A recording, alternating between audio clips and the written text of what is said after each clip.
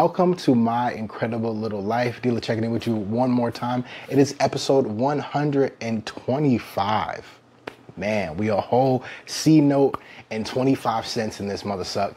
But anyways, so in my previous video, I was talking about likes and dislikes about my apartment complex. So we're just gonna move right back into that. We talked about likes, and so now we're gonna do the top 5 dislikes in this video right now. So let's get right into it.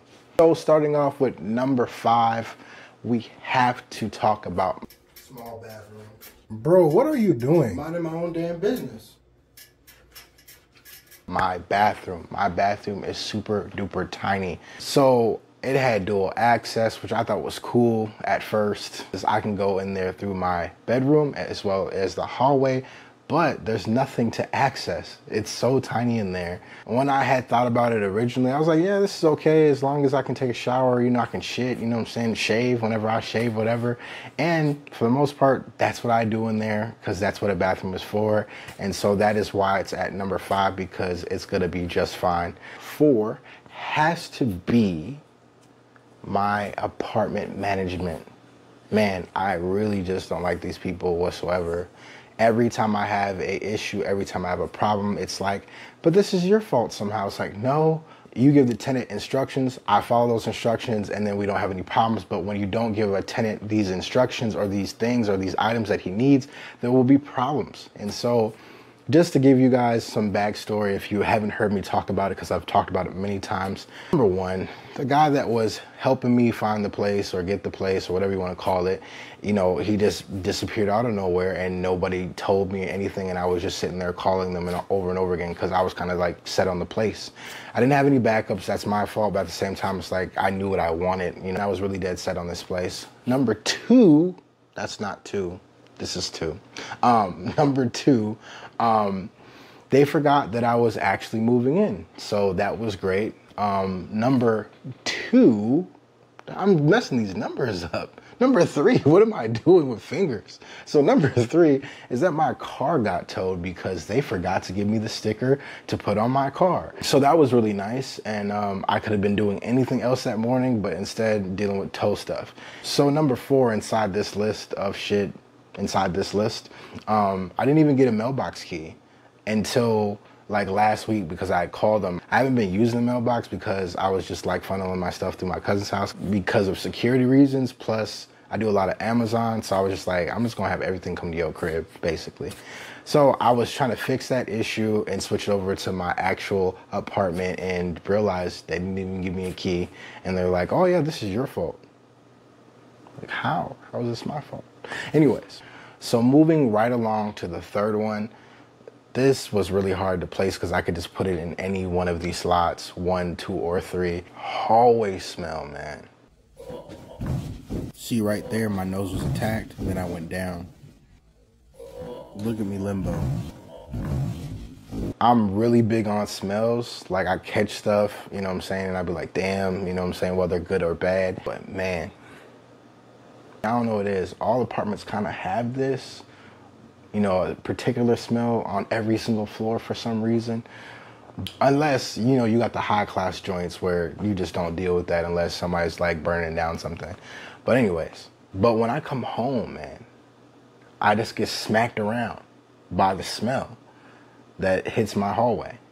And it's like literally every other day I'm smelling some type of horrendous smell, and it hurts my nose.